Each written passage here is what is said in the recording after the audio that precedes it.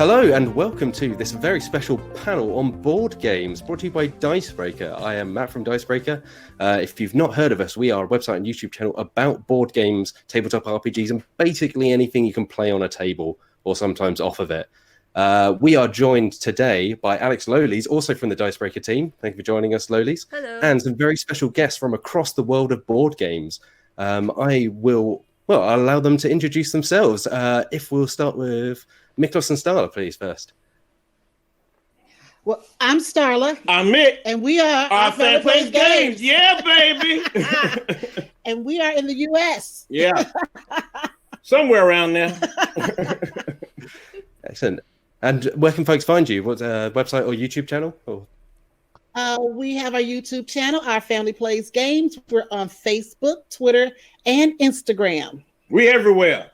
And if you're in the U.S., check us out. We're in Omaha, Yep. Nebraska. In the middle of America. Really the middle. Excellent stuff. And moving on, Amy, please. Hi, I'm Amy Dickinson. I am one half of the Game Shelf. We are a written blog that's been writing from a couple's perspective for about 5, nearly 6 years now. You can find us at thegameshelf.blogspot.com or game_shelf on Twitter. Awesome. And Kareem?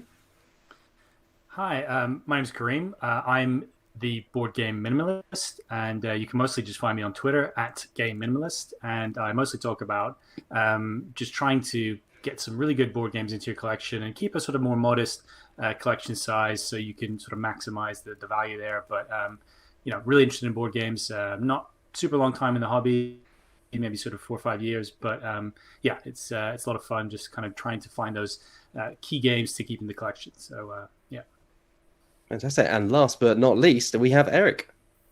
Hi, everyone. My name's Eric, and I'm on What's Eric Playing, a board game review and photography site. So most of my reviews are written, and you can find me at what'sericplaying.com or on Instagram at What's Eric Playing or Twitter due to its name limit at What's E Playing. It's a 16-character title, as it turns out. Really, really loved that for me. But yeah, no, I've been in the hobby for about 5 years and mostly specialize in written reviews and photography. Fantastic. Thank you all so much for joining us, first of all. And thank you, the viewers at home, for also joining us. We can't see you, but thank you for being here. We're going to spend the next hour or so talking about basically how to get into board games. Maybe you've played Monopoly. There's a good chance you've played Monopoly. Maybe you've played Catan or even Pandemic. But if you're looking to pick up some of the more modern games that are out there that you might not have heard of, that might have just passed you by, or maybe are just hidden gems, we're going to kind of just have a conversation about that, and then where you can go in the hobby after that. So the title of this panel, which doesn't really have a title yet, is something along the lines of "There's never been a better time to play board games. Here's why and where you can start." That's a long title. It really is. You should go with the acronym for that one. How are you going to make a Twitter handle for that one? I want to see. But at least it's accurate, Specific is good, though. We'll dive straight in, really. Let's talk about, I guess, more generally, board games. It will come as a surprise to nobody watching this. Board games, they've been around a while. Monopoly is, over 100 years old, and Senate dates back thousands of years. But arguably, board games right now are really seeing kind of a golden age. They're really booming. There's board game cafes, there's board game shops. They are all over Kickstarter. They're making millions of dollars. So in some ways, it feels like they've never been bigger. So why should folks, maybe they've played some of those older games, they might have a dusty copy of Trivial Pursuit or Scrabble. Why should they be getting back into modern board games right now? Well, partially, I think it's because your old copy of Trivial Pursuit's out of date now, right? I think I saw one that was asking which of these actors hadn't been Batman, and Ben Affleck was on the list. So, at the very least, you got to get a new copy of Trivial Pursuit, get some new questions. I think there's a lot to what you said about the choice. I think when we were kids growing up, playing some of these board games like the classic kind of games, Scrabbles and Monopolies, Trivial Pursuits, etc. It seemed there was a relatively limited library of games out there, but there's just so many games out there now covering so many different themes I guess you could say the technology of board games has advanced, just like other technologies out in the world have advanced. So the sort of richness and the intricacy of the board games that you can play and the kind of richness of the worlds that you can interact with are really starting to get to the level where they compete with, video games for that immersiveness and the richness that you can get there. So I think it's just, as you said, a golden and great time to be discovering that whole new games out there. And sorry for cutting you off. I apologize.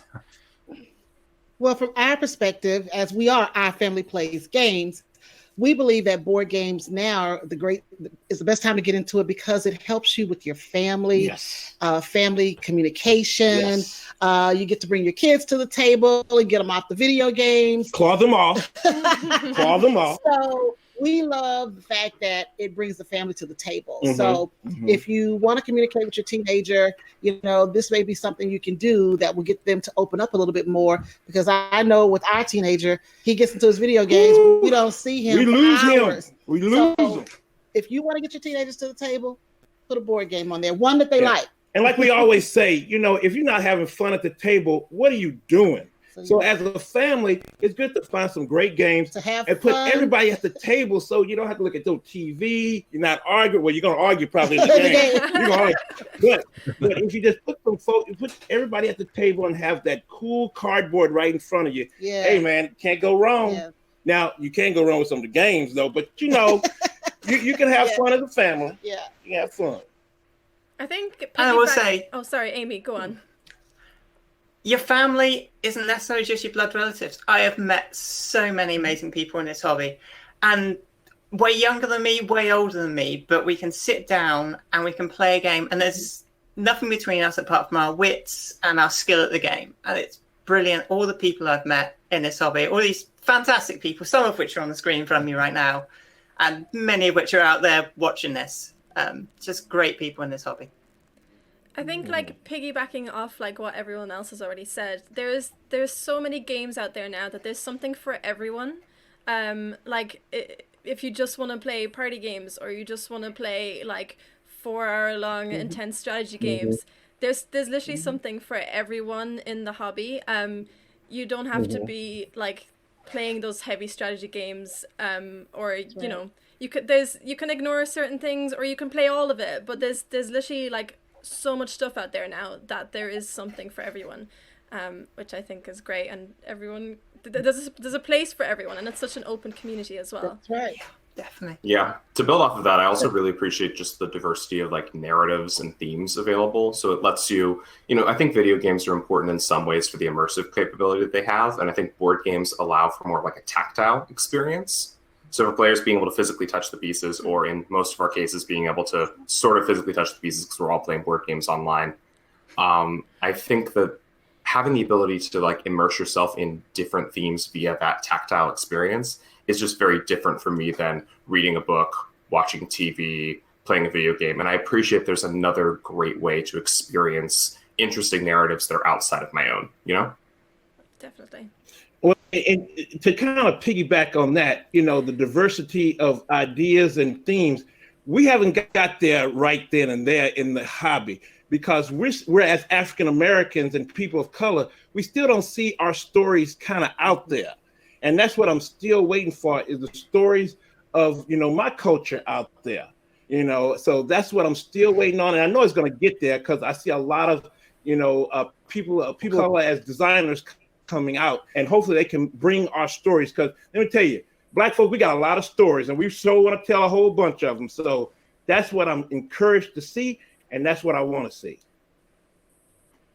I think it's for sure. And I was just gonna say, I think, I definitely agree. There's definitely not enough of that. But as you're saying, there is stuff of that kind of stuff is coming out a bit more. We played Yangsha on but the Dicebreaker team played Yangsha, which was a Kickstarter recently, and that was a game that was oh my god, this is incredible, because it took one of my experiences and it put it in a game, and even though it was a game about Chinese immigrants in San Francisco in the 1920s, there was something that spoke to me as someone, I guess, who I'm half German, half Irish, and I moved when I was young. It there was something in there that spoke to me, and I'm really excited to see more of that as the hobby goes on as well. So, I'm looking forward to seeing more African American representation as well, and just hearing all these voices talking. Yeah, Banana and Center are an incredible team. I love what they've been doing on that RPG. Yeah. Like, it's superb. For sure. And so, speaking of, I guess, board games that you are excited to see coming out at the moment, are there games that you've played recently or even in the last 2, 3, 5 years that you've been particularly excited by or kind of engaged by or felt like they really represent, I guess, where the hobby is now and where it's going as well? Where the hobby is now? Wingspan, probably. I mean, the tactile experience of it, the components are so good. The inclusion of a dice tower is just it makes the table pop out. You've got these little, I don't know, are they ceramic, the eggs? In 5 they were different colours. chocolate. Yeah, they look like chocolate. They look way too edible. I was going to say, Please how many don't of them eat did I Please eat? don't Do not eat eat the them. eggs. Do not eat them. I only ate like 3. It's fine. My doctor says they'll pass. Yeah, Well, I know for us, maybe get some fresh components. For us, we have so many on our show for shame is ridiculous. Yeah, but what we played recently. I think. Just a simple game like for like the family, like Roll For It. Yeah, Roll For It was really cute. It's called Casino in the Fitch House at that point when you say Roll For It. And then that's a really nice game Yeah. that anybody can learn very quickly. Yeah. So I like that it doesn't take a lot to play this game, because some of the games in the hobby, you've got to read a 10-page rule book in order to get it on the table. Which she don't read. I read all the rules. So I think She don't read the rules. that's something that's great for newcomers to the hobby, that they can get in easily without having to do a lot of work on a game like Roll For It. Yeah, Roll For It. And like Control, that new game from Panasaurus. Yeah. And that's cool, That's another simple one. Yeah, to it's learn, real simple. The family can, gather around and try to, on their little cube battlefield, they say. Yeah. So but that also shows, the different mechanisms and themes that's coming out in the hobby. Control. You never thought you'd be doing some Legos on a block and that'd be a game. Yeah. But it turned out pretty cool. Yes, So it did.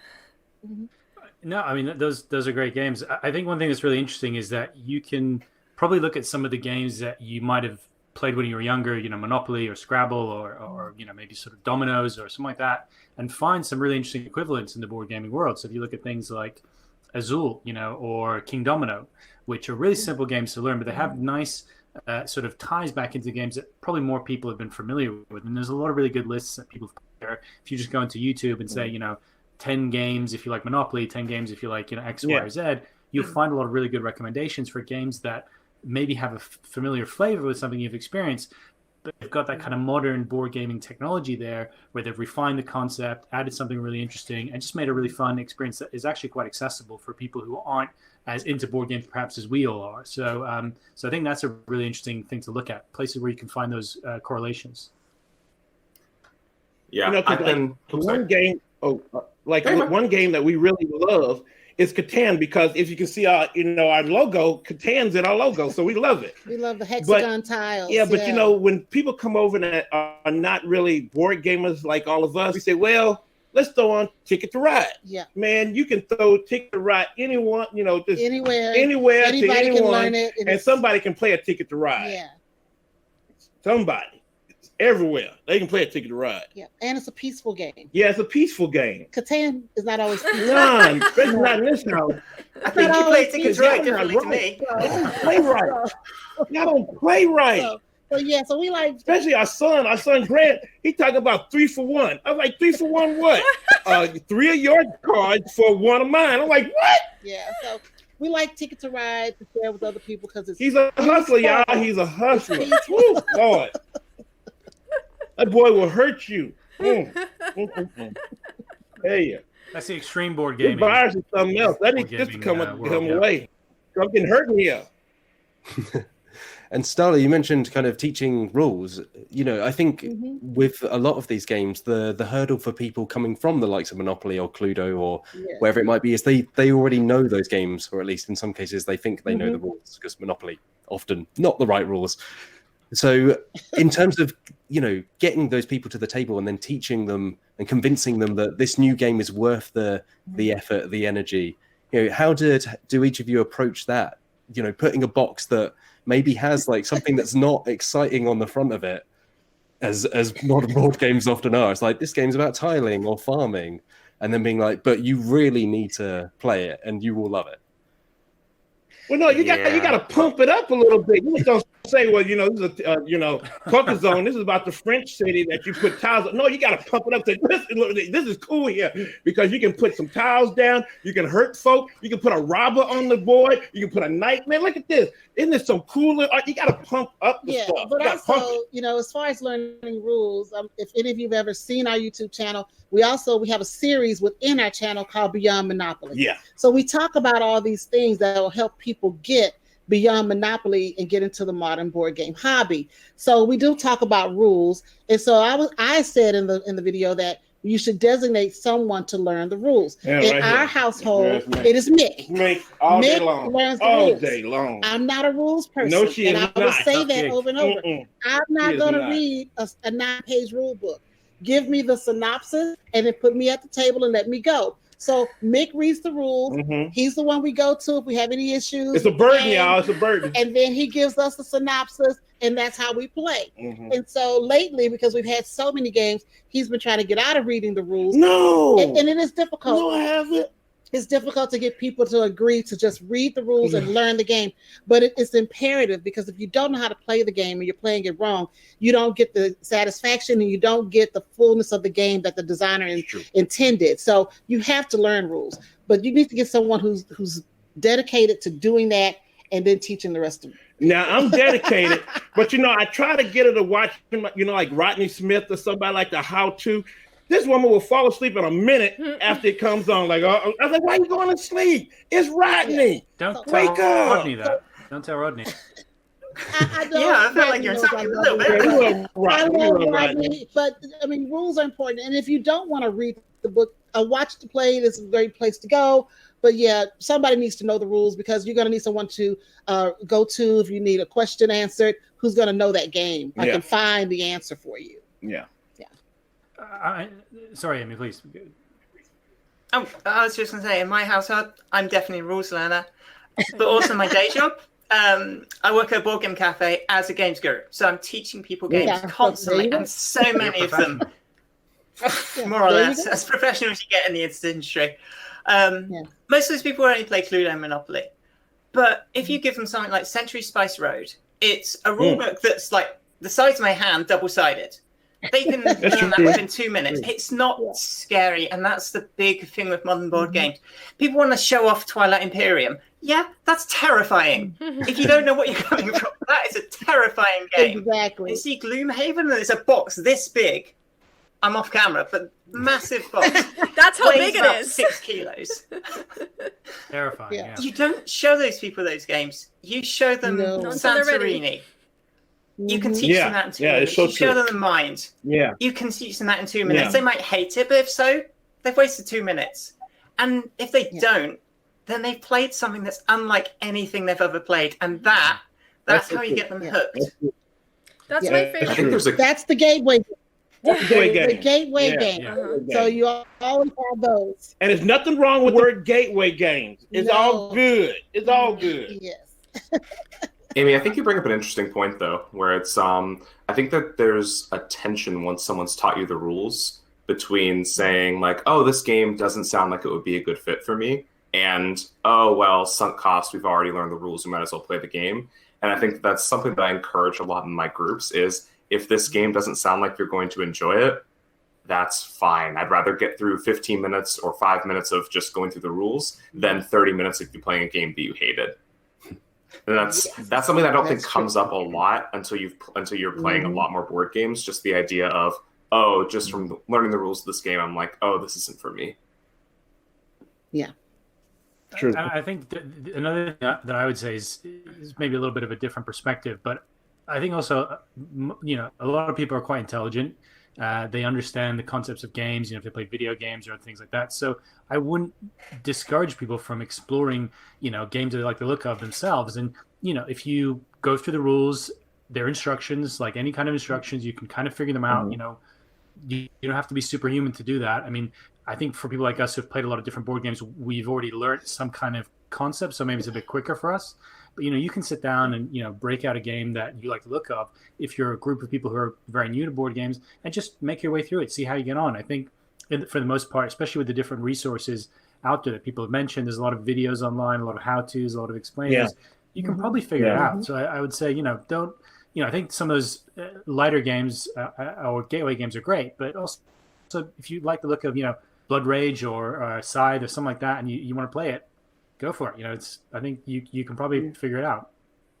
And just kind of accept that a lot of the time your first game is going to be a wash rules-wise anyways. Like, I don't know about y'all, but I have a pretty bad track record of getting the game right on the first play. Oh, yeah. As long as you still have fun, you're doing it right. That's true. Oh, yeah, no. About halfway through There you Century go, Spice Road, Amy. the rails As are long going as you wrong. have fun, that's it, right there. As long as you have fun.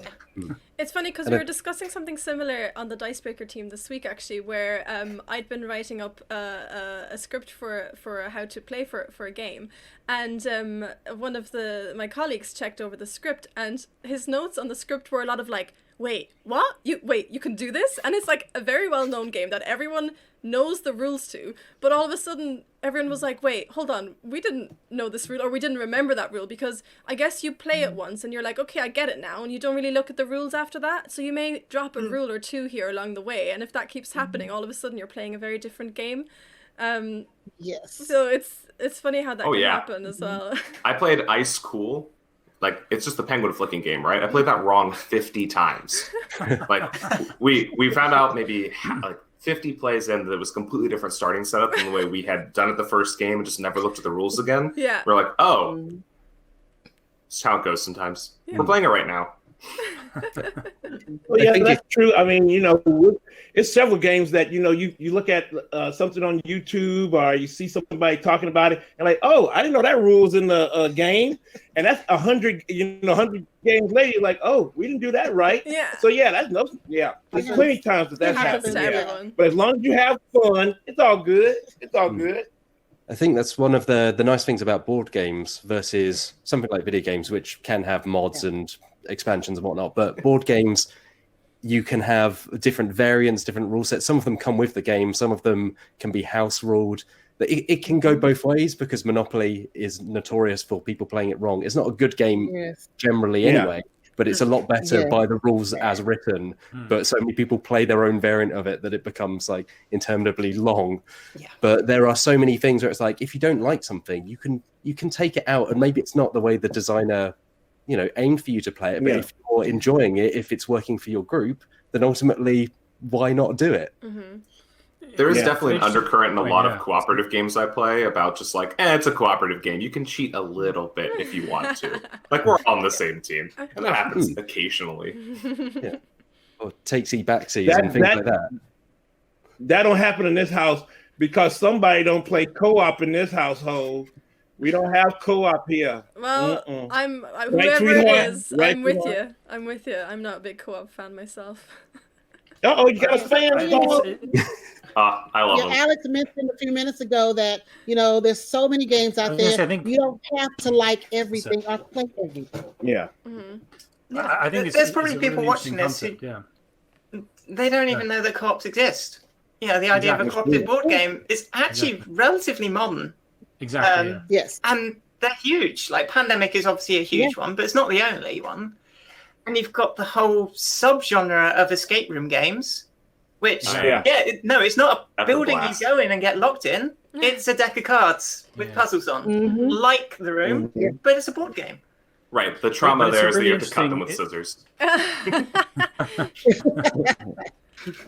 I think co-ops are a really interesting board game concept if you're not as into modern board games, because I think a lot of us had memories growing up, at least I did, of like those miserable kind of games you'd play with your family where you'd lose and your parents would win or your siblings would win, and you get really upset by it. But then that may have actually turned you off of board games. But then you figure out there's this cooperative version of board games where you can all win together. And I remember when I first played Pandemic, it just blew my mind. I was like, wow, so we actually are all on the same team. We don't have to have that kind of competitive element here, and we can all win together. And it's just it's part of that evolution of board games as a sort of a technology, as sort of an area, a creative area, that they've evolved, and these really new interesting ideas and concepts now exist in board gaming.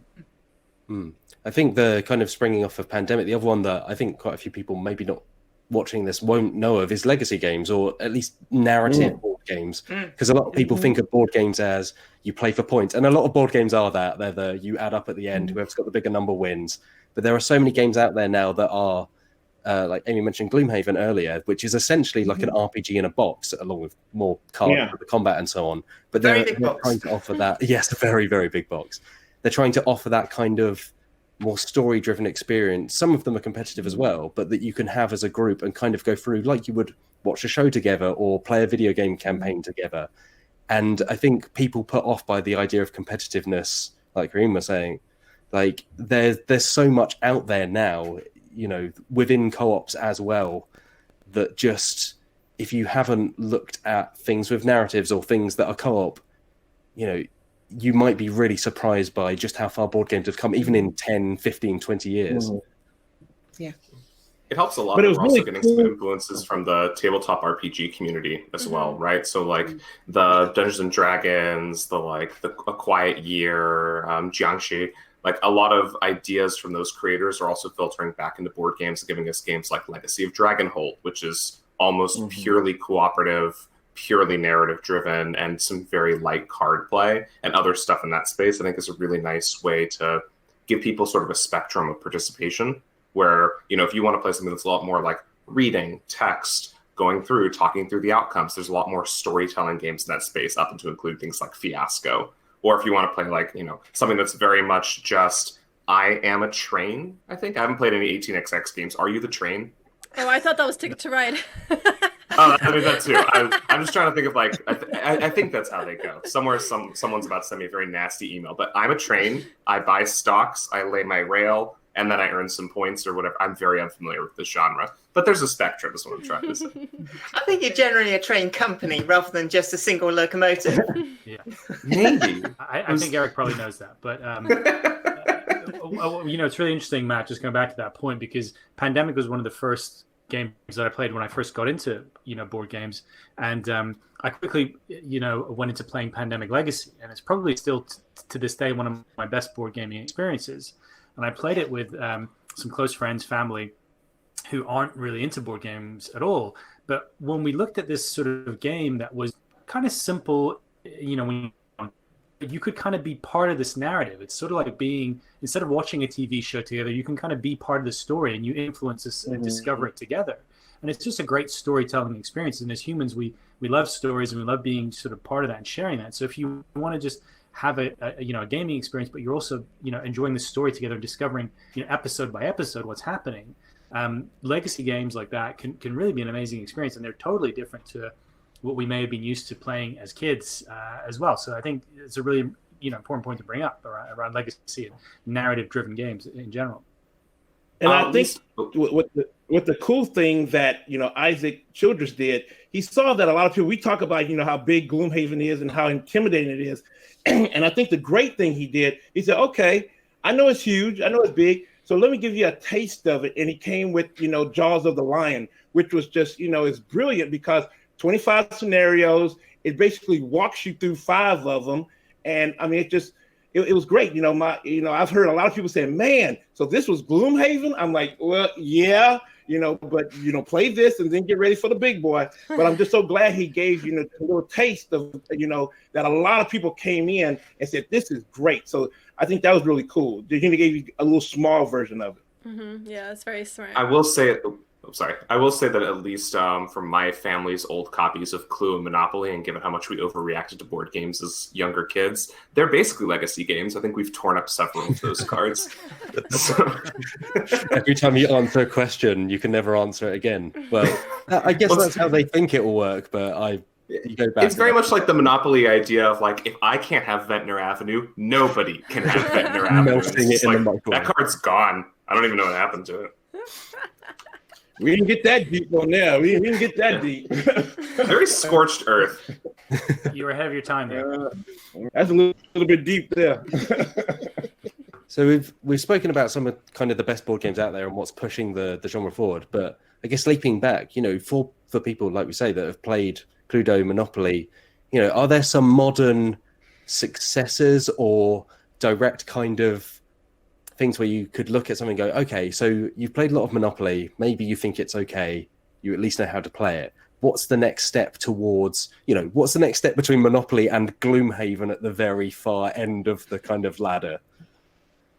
Oh, I have a good one for this one. So I grew up playing a lot of Clue, and my favorite thing about Clue was like the deduction element, right? So you're trying to figure out what cards your opponents have, and from there try to reason out what cards aren't available, so you can figure out who the murderer was in this Clue-style house. Renegade and Foxtrot pushed out the Search for Planet X. And it's a little bit weird in your brain to go from a like house murder mystery to like a space like astronomy adventure, but they do have similar elements in that deduction space, right? So you all play as astronomers who are looking for the mysterious planet X, which is a planet that will not show up on your star charts, but other things like comets or asteroids will show up following some rules. And so similar to Clue, what you're trying to do is you're trying to figure out what everyone else knows and figure out how that translates to the board itself. And from there, figure out which spot is missing or which is the like obvious missing piece. And if you can find that, you can often discover Planet X. The game is supported by an app which allows the board to change state every few games. So you're not always playing on the same board. But I find that it really captures the same level of like deduction that I liked about Clue without all of the weird stuff about some of the weird rules interactions about like the racing or the dice or the secret passageways or the like whatever a lead pipe is. I think we had an old version, but either way, yeah, I just have really enjoyed that one. I've got a couple of good ones. So if you remember Masterminds, that old one where you had 4 colors hidden behind a bar and the other person's got to work out what you've got. There's a modern version of that. It's called Rising 5. There is an app that randomizes the colors of these 4 symbols. And you've got to work it out, just like Mastermind, and the app will tell you, you got one of them right and one of them right in the wrong place. But before you're allowed to do that, you have to adventure on this planet with these space explorers, playing cards, defeating monsters to create enough energy to run your machine that's going to deduce this mastermind. So it's taken a very classic game mechanic and then it's put a whole other game on top of it to bring it into the modern world. It's absolutely fantastic. From a more traditional game sense, chess has been somewhat re-implemented by Onitama. Really good suggestion. You've got 5 moves a game, and every time you use a move, you give it over to your opponent. So you know what they're able to do. You can always think ahead, but because you've got 2 moves, you're only giving one of them over, and there's one in the middle at any one time, you really have to plan out and keep on your toes. You can't learn the gambits like you can in chess. So someone who's been playing Onitama for 30 years, I mean, A, it hasn't been out 30 years, so time traveler, be warned. But 2, they're not necessarily going to be better than you. If you can think logically, you can beat them. Simple as that. Yeah, I mean, I think it's a great game, and it's one I've introduced to family and friends myself who sort of are familiar with chess and really enjoy picking up. I would say if you look at Monopoly as a game, I think what I always enjoyed as a kid was kind of this notion of like building up your, let's say, assets or your portfolio of wealth, and it's sort of kind of an economic game in a sort of a loose sense. You're sort of trying to increase your wealth and increase your and I think actually if you enjoy Monopoly, you're really spoiled because there's a huge number of games out there called Euro game or resource management games or economic games where you will find that sort of same flavor, and there's probably too many for me to even mention. Interestingly enough, the trigger for me that got me into modern board games was I was thinking about playing Monopoly with the family at Christmas time one year, and I was like, surely by now somebody's come up with a better version of Monopoly, and I was looking for hacked versions of Monopoly, how people hacked it or whatever, and I ended up on Board Game Geek, which is kind of like the cross between Wikipedia and the Internet Movie Database or Rotten Tomatoes for board games, and it's a fantastic website. I think you will come across it at some stage if you're looking at modern board games. But through that, I discovered there was a huge number of these games that had that sort of flavor of building up your resources, building up your wealth, and kind of building an engine in a sense in a game to try and beat out your opponents and the people you're playing with. So there's no one that really kind of comes to mind, but there's just a really wide range of games that can fit that. And I think even if you go to Board Game Geek and look at Monopoly, you'll see recommendations there of other games that people who, like Monopoly actually play. So it's kind of like a recommendation engine built for you, right, to give you suggestions. Yeah, one of our favorite modern takes on a game, a classic game, is Five Tribes. Five Tribes utilizes the Mancala mechanic. So if you've ever played the classic, the original Mancala game, you'll be able to play Five Tribes very easily. We love Five Tribes. Oh, yes, we do. I've actually tried to learn the classic Mancala game, not successfully, but Five Tribes, I love it. It's one of our favorites. So anyone who's played something like that with the stones and moving it around, you're going to love being able to do that same thing with the meeples and Five Tribes. So I love that. Yeah. It's worth saying there as well, like Kareem, you mentioned King Domino earlier. Starla, you just mentioned that it's kind of, Five Tribes is built on Mancala. Mm-hmm. There is definitely an element of, there are a lot of games where you can take those gameplay aspects and go, okay, I know this little part of this, and this adds another sentence of rules or something like that. Yeah. But there's also, I think a lot of people coming to board games today will be surprised by licensed games as well, which seem to be booming at the moment and are generally like much better than they were in the past. So like Star Wars Escape from Death Star released around the time of original Star Wars, kind of crap, but whoa. I will not tolerate this slight against Pokemon. Sorry. But you look at something like, Star Wars Imperial Assault, which is like a dungeon crawler where you're exploring tiles as characters, or Star Wars Rebellion, where you're playing the original trilogy. Rodney's big into that one, I think, right? I don't know, but I know very little about it, so I wouldn't be surprised. But that's, there are, even if you're looking for something specific where you're like, I really like this world or this universe, there's probably something out there. So there's been like 2 Back to the Future board games released this year, I think, right? And there's been Jaws, and there's been Jurassic Park games, and if you don't like Jurassic Park, you can have Dinosaur Island. And Dinosaur World, I think is coming. So I think there's a lot of cool themes out there. If you like movies or series or TV that's related to these kind of things, you can find things that will tickle your fancy around those. Yeah, you generally see you can throw a rock and you'll hit a Marvel game. Just throw a rock and, I hit something. So there's Marvel Champions and what's that? Marvel's United. Marvel Splendor. Marvel Splendor that's coming out. Marvel Love Letter. If you like Marvel, you'll find something. Is there Marvel's Ravensburger and Codenames? There is. There's Marvel Codenames. Yeah. There's even a Blizzard Codenames they made just for like Blizzard employees. Yeah, but Ravensburger and the Op have done a lot of really good work, bringing on a lot of titles. So Ravensburger is pretty famous, especially now, for the Villainous series. So for a lot of people who are Disney fans and want to like explore what being a Disney villain is like, they have Villainous, which lets you play as Cruella de Vil, Scar, the guy from The Great Mouse Detective. There's also some Maleficent. I was like, did I just pick 3? No, Scar's not obscure, but Marvel Villainous as well just came out. There's a lot of really good licensed games. I've been very pleased with them. I think IDW does a fair number as well, but they have mostly comic book licenses, so you'll see a lot more like The Legend of Korra, Pro Bending Arena, or a lot of Teenage Mutant Ninja Turtles games from them.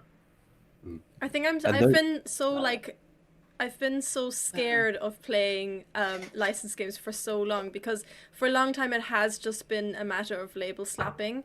But I completely agree. Like, a lot of the stuff that's come out like recently, or like kind of in recent years, has definitely improved in quality, and it feels like they're making a game with the license in mind, rather than just, I have this game, how can we sell it? Let's stick Marvel on it. Okay, good. Now it'll sell. Well, they gotta compete in a landscape with a lot of other really good board games out right now, right? Yeah. So people talk.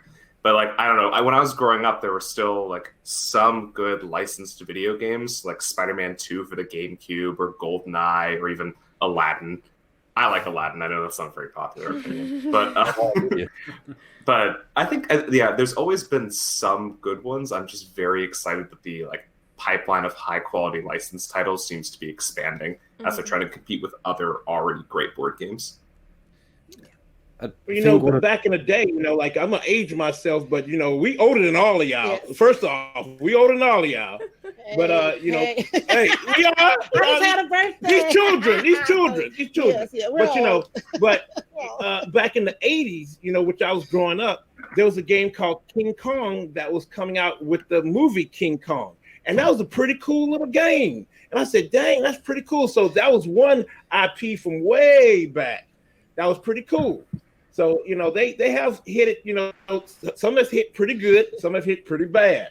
But I definitely agree that there's IPs out there that's pretty good. I mean, just one that it's a really cool pick up and deliver, and that is Firefly. It was based on a, IP that a great series, sci-fi series, kind of a sci-fi Western, show that only lasted one season. And I can't understand why they didn't bring that back.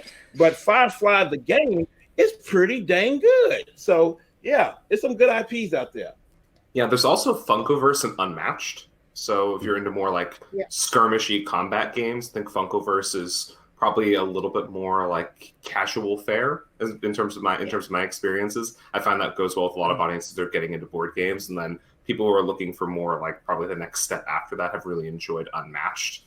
And they both feature a fair number of like IP titles, right? So like Unmatched has like Bruce Lee or Jurassic Park. So I guess Bruce Lee could fight a dinosaur. And Funkoverse has the Golden Girls and the Kool-Aid Man, which is probably my like dream team anyways. So yeah, fighting Rick and Morty and Harry Potter. Yeah, I'd probably still put money on the Golden Girls there. Yeah. They're great friends. So.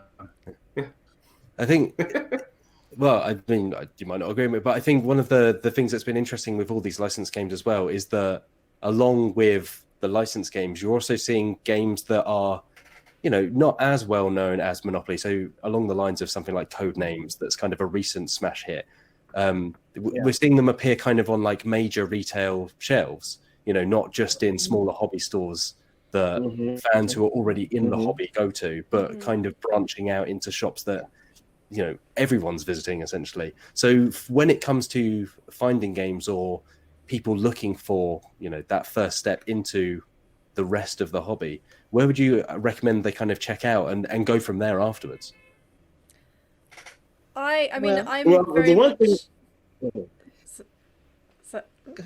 Go ahead. Okay, well, like I think obviously most people will probably go to like something like Amazon first, but I would always like say try and look local. Like if you've got a like the thing is, board game cafes and board game shops are like everywhere now, so it's very likely that you'll have one of those probably near where you live, or if you're going into the city near you. I don't know.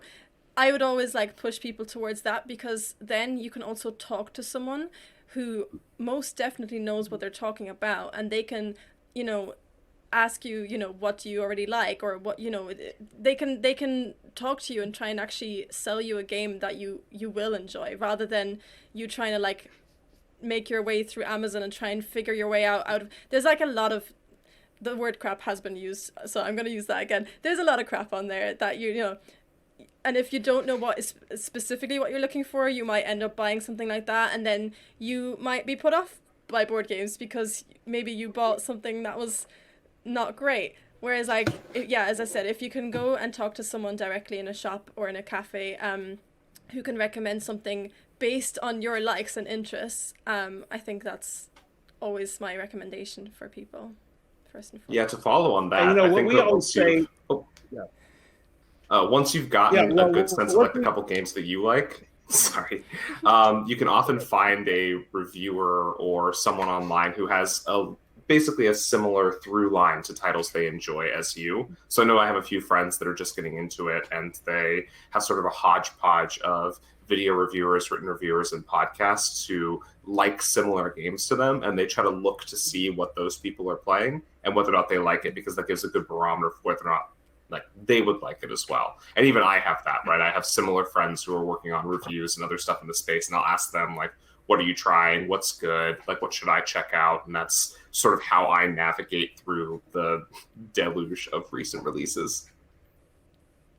And what we always say, on our channel, because we talk to families that probably haven't been in it, in this hobby, and especially people of color, that really have, kind of like, well, I don't see anybody that really plays this game like me. I don't really see, folk that really look like me out there. And we try to tell them, have an open mind and do your research. Yes. And one thing we encourage all game stores to do, be cool. When you see somebody that come in there that don't know what the world they looking at, be cool. Because when you go into it, that's the best place to go is a game shop, to have somebody talk to you. And while you standing there looking at some games like, where am I going to go? Somebody comes and say, hey, how can I help you? What do you need? What kind of game? The game cafe, great things. We have one here in Omaha called Spellbound. Nice people. We love them. And when people go in there and say, I don't know what I'm doing here, but I just think I want to have some fun, they help. And that's the one thing, just help folk out.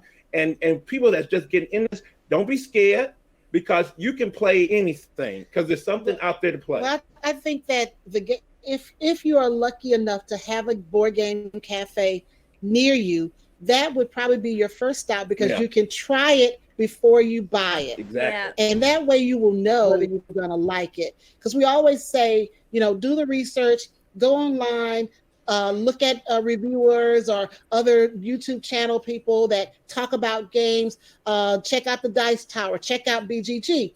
But if you really want to know the game, try to get to someplace where you can try it before you buy it, because we tell people these games are not cheap. No. This is not a cheap hobby. I mean, you're dropping $40, $60, $80 a box, and you want to make sure that you're spending your money wisely. So we don't tell people to just go out there and just buy stuff willy-nilly. Research. Because if I could only be like the minimalist down there, I would be so happy. And I know Starla would be too. But it is so hard to just limit myself to 30 games. 30 it's or 40 so games. hard. I admire you, man. I admire you so much. Do you really? No, not really. I don't really admire him. I don't admire him at all. You just like this. Yes, I do. I have to. I have a problem. I have a problem. Let's just go back. I have admitted that. I have a problem. Yes. Yeah. That's the first step. We have a problem. Yeah, we have a problem. Yeah. It's not the worst problem to have, but no, it's not. No, it's well, I don't know. Well, see, it's a from costly problem. It's yeah. a very costly problem. Yeah. But back to the question at hand. Do your research. If you can get to a board game cafe or find a gaming meetup. I know during this time it's kind of difficult to get a meetup, but before all this stuff happened with COVID, go to a meetup, try games, because I know I found some of my favorite games at gaming meetups and gaming cons. Yes. Yeah. And another thing, I know a lot of people, like here in the U.S., you got Target, and I just went into a store called Walmart, not too far from us. Walmart. Called Walmart, yes. Okay. A lot of people don't know Walmart. Everybody knows Walmart. Yeah, everybody knows Walmart. Yeah, that's true. But I went to Walmart the other day. I said, "Oh my Lord, they had so many hobby games in there." I said, "Lord," and some people might just say, "What are these things?" And okay, there's a game called Titanic, but is it any good? Yeah. That's when you got to do your research. Yeah. Don't just buy Titanic and you don't know what it is. Use your phone. Use your phone and say, okay, go to YouTube, hit Titanic. Go to how do you BGG. play? Go to BGG. See what's up. Just don't look up there. So that's a pretty cover. No. That might get you, in a bad spot. Game, just research. Yeah. Have an open mind. Look and see what's going on, because there's a lot of resources out there, that can really help you find the right game. Yes. I think a lot of folks might be tempted by Kickstarter as well, which seems to be bigger than ever for board games. Kind of said in the opening, it's making tens of millions, and individual games are making millions at some point. And it's, those games can often be, $100, $200, even more sometimes. So what are kind of your thoughts on Kickstarter? Because it also tends to be that there are quite a few games now that don't come to stores ever. They are just on Kickstarter. And so, if you're not in on the ground floor, you kind of miss out. But obviously you don't get the opportunity to play them a lot of the time. Yeah, but stay away from it. It's the devil. Stay away. It's the devil. Stay away. It is the devil. It has caught me too many times. Stay away. If you're new to gaming, I would almost certainly stay the heck away from Kickstarter. You might stay away from it. The next smash hit, but you need to know what you're looking at. You need to be able to translate their marketing into what you're actually going to get hold of. Yeah. Now, you can do your research. A lot of them have print and plays or a tabletop simulator or Tabletopia, which lets you play the game online, which, by the way, 2020 being what it is, great way to actually play games at the moment and play games you might not have physical access to. But yeah, Kickstarter's a scary place. And you can spend a lot of money on things you ain't going to see for 9 months, 18 months.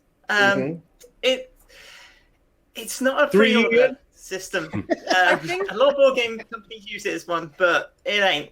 I think this kind of goes back around as well, looking at board game reviewers, YouTubers, all that stuff, because a lot of them will get their hands on Kickstarter games before, or like these prototypes of the game around the time when the game goes up on Kickstarter, hopefully, if the whoever's making the game has done their job right, and so you'll be able to see their thoughts. And again, if you're following or watching somebody with who you usually agree on your game choices, I don't know, and they've played the game, or at least a prototype, a fairly good prototype of the game, and they tell you, from what I've played, it's legit, that's probably safe-ish.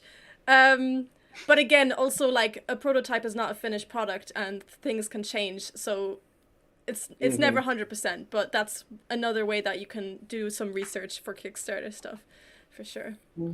Yeah, and I there's a didn't lot mean of to temper. suggest they're all bad.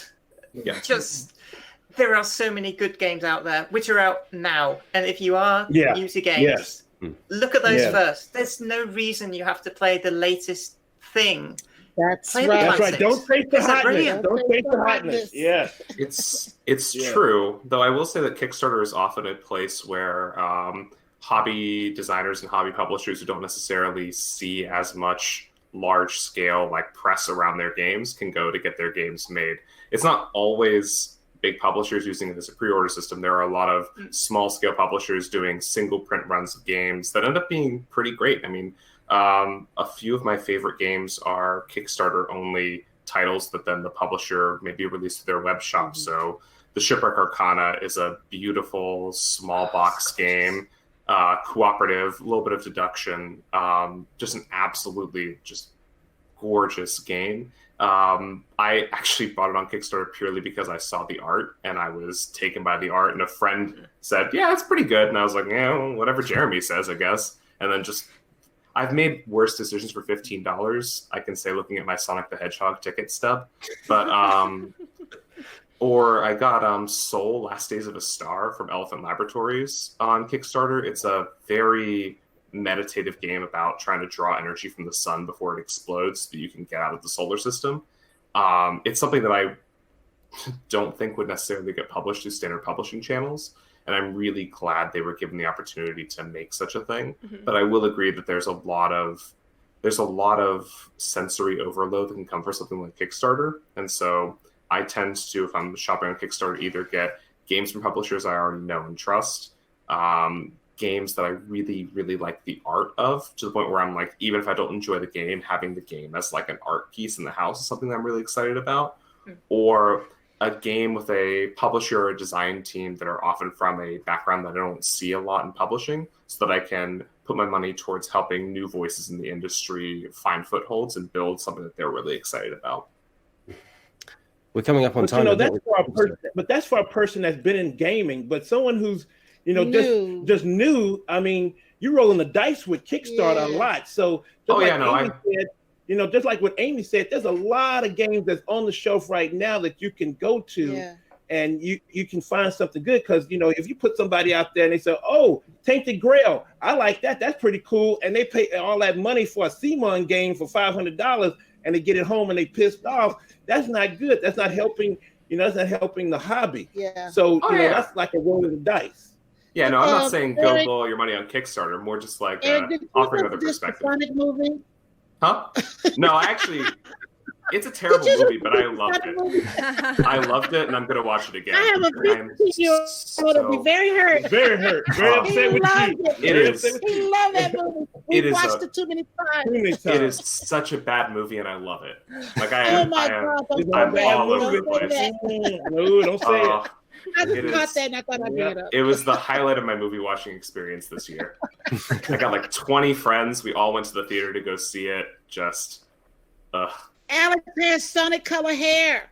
My son would love Such it. I know, it's funny because nobody said it until like yesterday, and now everyone's saying it all of a sudden. I've had this hair color for Sonic 2 color weeks. hair, we love it. Oh, I digress. I cannot do that. So Yeah. we'll digress. We'll go back to board gaming. But We I digress. caught I that don't Sonic thing. yeah. And I was like, talking about it.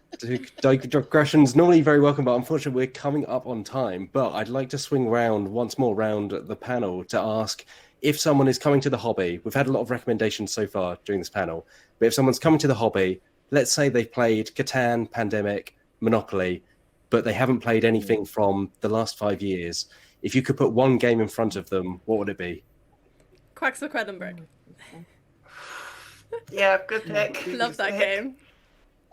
It's just good it's pick. one of those will games play- I've rarely met anyone who doesn't like it, and it's silly, it's fun, it's fairly simple to get into. There's a lot of variety. What's that? Oh, is that Catch the Moon?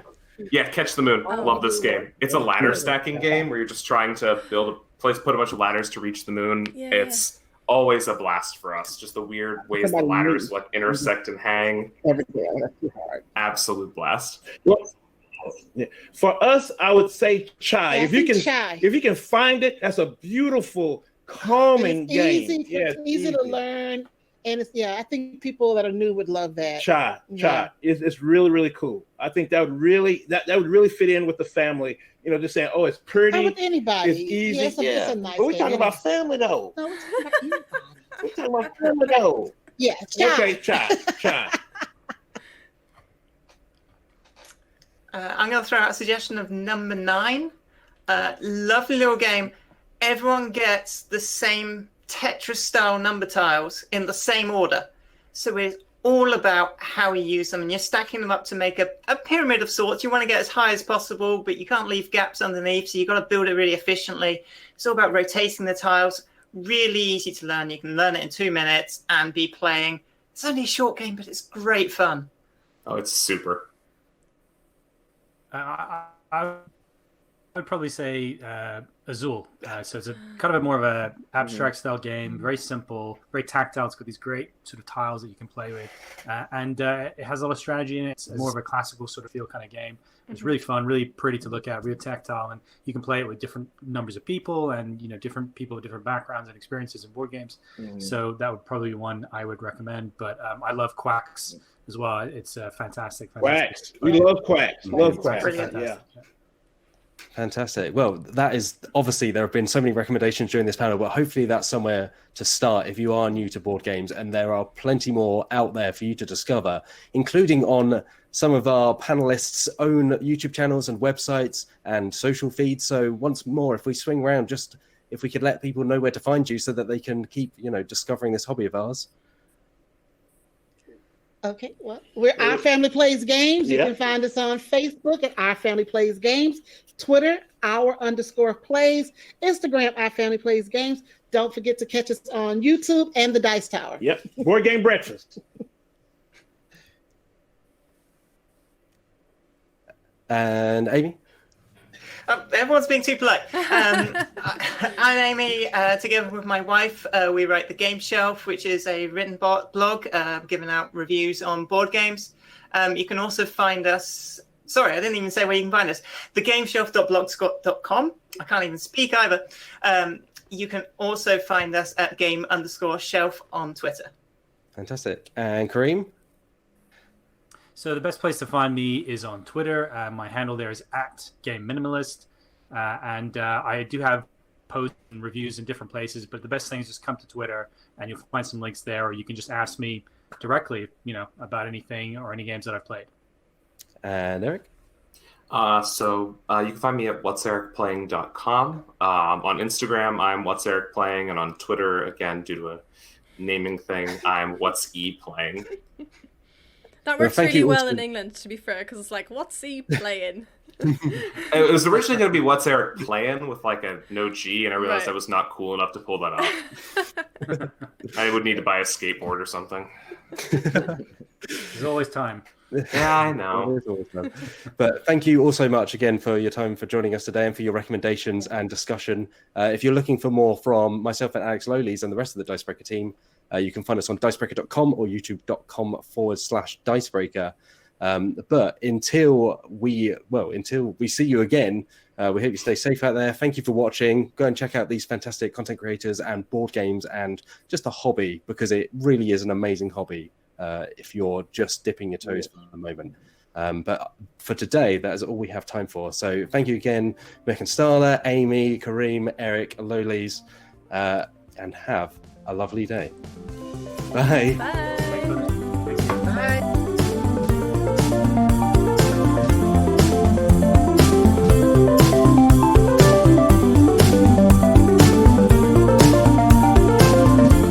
Game begin.